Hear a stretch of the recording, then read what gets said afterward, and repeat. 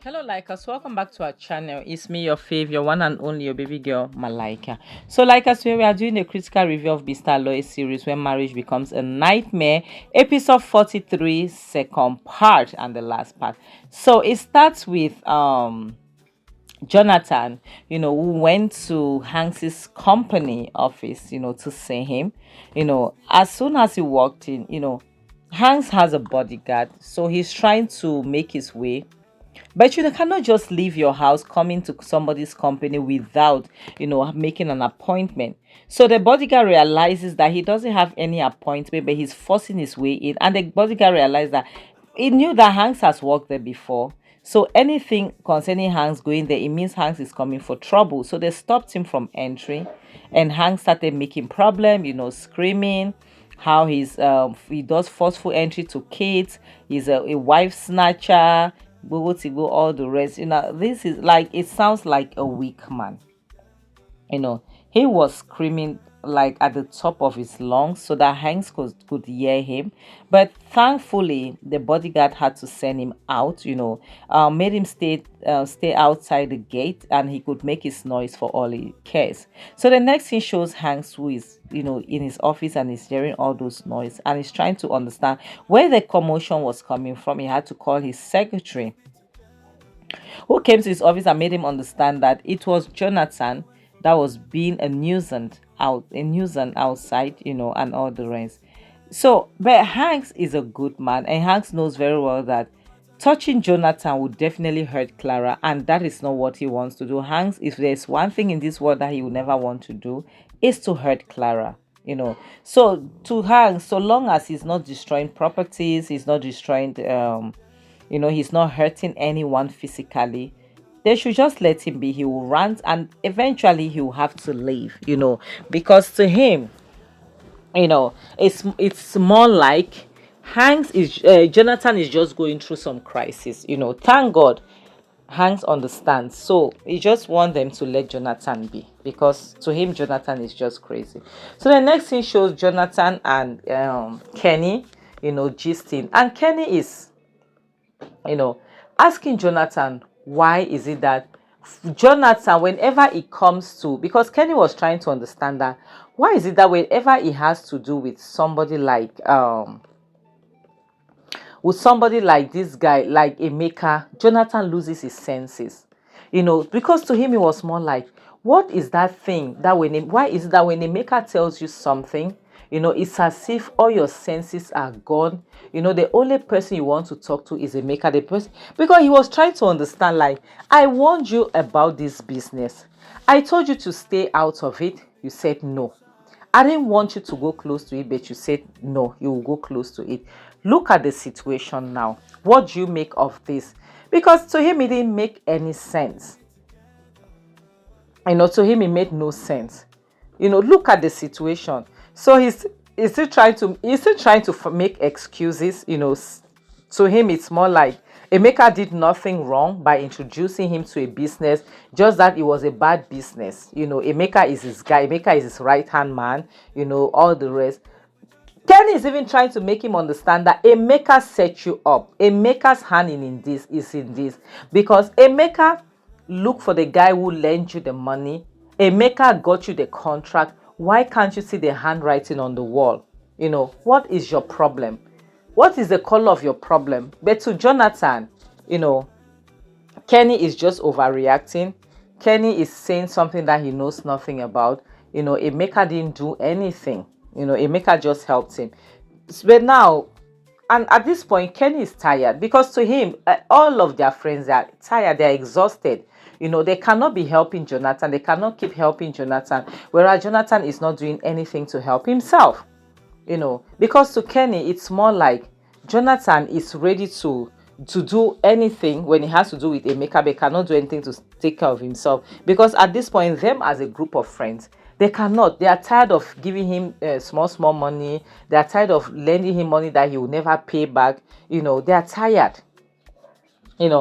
Because Kenny reminded him of the time that he asked him to sell that car, and to buy a smaller car so that he could make he could be doing airport taxi.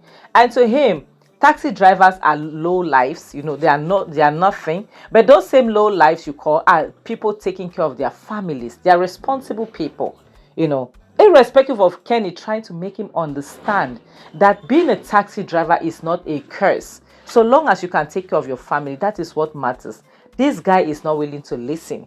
To him, being a taxi driver will bring down his steez. Okay, but now being a taxi driver will bring down your steez. What about the fact that you don't even have a car? What about that? You don't even have a car. Now you're walking. You're walking with you're without a car. So what do you make of that? He's still finding excuses for Emeka, still making it known that Emeka is a good guy. Emeka is his right hand man. So like almost at this point to Kenny, it's more like, guy, you know what? If you have a problem, please make sure you go to your right hand man. Make sure you go to Emeka, because Emeka is your guy. As we are here, Emeka is your guy. And at this point, Kenny was sick and tired because he thought he could even advise a guy. He's a mugu and he's not trying to learn anything, but he couldn't. And now he wants to go. He's asking him to give him something. Whereas you have a right hand man, guy, go. You don't want to work, but you want to eat. You want people to give you freebies. You want people to give you money. That is crazy. I'm happy. Like, I thought Kenny was going to give this guy money. I would have been very angry. But Kenny made it very clear, guy, I don't have money to give to you. Omo, go and meet your right hand man so that he will give you money. Because that is your guy. I am not sure. I'm your left hand. Go and meet your right hand. Like, it is crazy, like, as how some people could look down on other people's jobs. So the next thing shows Clara going gaga. When she finds out that Emeka was the one who told her husband that Hanks took Benny home. When Benny was being harassed by those two guys, that Emeka was still the one who sent. So like Clara is trying to understand, why does Emeka have a problem with her family? Like, Clara is trying to understand if Emeka is keeping tabs on her daughter, because to her, let Emeka deal with Jonathan if he wants to. Emeka, if he wants to, because Jonathan has decided to render himself useless. If Emeka wants to finish him, let Emeka finish him. But one thing she will not accept, is for Emeka to come for her daughter. To her, that is a no-go area. Her daughter is a no-go area. She will not accept that for nothing on earth. Yeah, she could care less. Emeka can do whatever Emeka wants with Jonathan, but when it comes to Benita, no, it's a no-go area. And she's trying to understand, because to her it's looking very suspicious. How did Emeka know that Benita was being taken home by Jonathan? How is that even possible? How is that possible? And at this point, Clara is beginning to be very suspicious, because to her it makes no sense. It makes no sense at all. Yes. And now she's beginning to to try to know that, because to her she thought she was supposed to be worried about Debbie. But now she's realizing that she cannot only be worried about Debbie, she'll be worried about Emeka. So the next scene shows Emeka, who is coming out of his house. It seems like Clara called him so that they should meet up. And Clara met up with him face to face. Now Clara wants to understand the color of Emeka's problem. Like, why is Emeka keeping tab on her daughter? Why is Emeka, trying to know things about her family? Why is Emeka like getting so much like being interested in her family? But only for Emeka, to look down on, because telling a woman, who you know very well, that you are the one engineering her husband, to let her go, asking her if she has a family, as if that was not enough, asking her if she has a daughter because you thought she was barren. When you are a man, you don't even have a child, you don't have a relationship, you cannot even keep one, because the only thing you're busy thinking of doing in your life is to destroy people's life. It's crazy. So to him it's more like he's confused. He's kind of confused. Why is Clara asking such question? Because the last time she checked, Clara was not married and Clara didn't have a child. because he feels like Clara cannot have a child. She's barren. How could you say that to a woman? She raised that child like her own. you know she raised that child, so that is her daughter. You cannot even say otherwise. uh, she could not really bear it. She had to unleash her wrath. She had to give him some slaps, and made her and ask him to stay away from her family, because she realized that a maker is trouble. A maker is causing a lot of problems in her home. I'm promising hell to a maker, but people like a maker, it's not about promising hell. It's like to set him a trap for him to fall into it. Yes, and have a concrete evidence, because a maker is a type that based on the fact that he has a lot of police in his pocket, he could easily get away with anything. And I love the fact that he feels like he is a King Kong and he can get away with anything. I love that part, because people like Emeka, at the end of the day, when reality sets in, then they start realizing that, you cannot get away with everything. At the end of the day, you get caught when you're so proud, when you think that you have it all figured out. So Clara was done giving him warnings, and Clara just had to leave. And to him now, it's a challenge. Clara just challenged him, and you have to make Clara understand that she cannot be challenged, because he is the almighty Emeka. Who are you again? Any man who hides behind to commit crime, you can be challenged, because if you could not be challenged, you will not be hiding while committing those crimes. Yes, you will commit them without even hiding. The next scene shows Clara, who is trying to sleep, but she's unable to sleep. She's very restless. She's so restless because to her it's more like something is about to happen that she doesn't know. And she was so restless. She didn't know what was going on, what was about to happen, and all the rest. She needed to know, because she couldn't get some sleep. She tried nothing, and she was wondering, like, what was about to happen to her, what was going on with her, what is happening at this point. It was just obvious that something was wrong, but she didn't know what was wrong.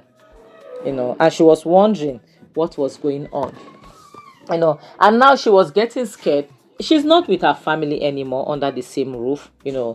Now she can't tell what is going on. She knows that her husband is very reckless, and her child is there with him. So what can go, like, what is happening? She just realized that she just had to turn to God and start praying, hoping that nothing is wrong. So the next thing shows Hanks with his mom, having eaten, and he's praising his mom's food. All of a sudden he received a message, and when he checked, it is a link that was sent to him.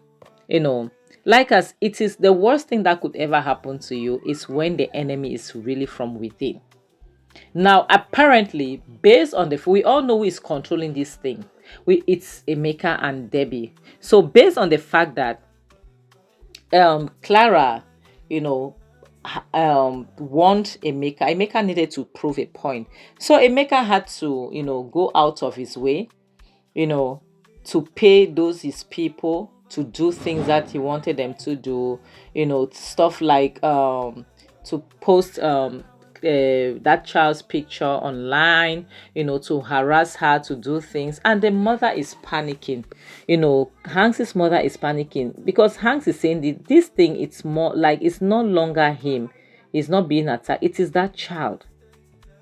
And he has to do something about it, because he knows very well that Clara will be worried sick, about this. Clara will be worried sick.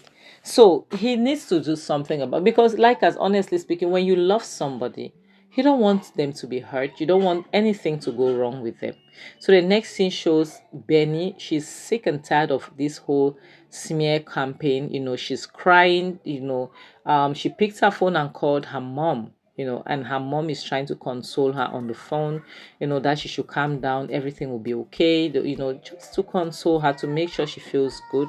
Because honestly, right now, she's just confused on why these things are happening. And her father walks in, and he's confused that his daughter is crying. He's trying to know why is she crying, but she can't talk because she's devastated. She's very angry. she didn't expect that things would happen like this. She's worried because her pictures are everywhere and the comments are not helping. We all know how social media operates. When stuff like this happen, we all know how they are going to take it, and run with it. People will not even try to know if there are two sides of the story.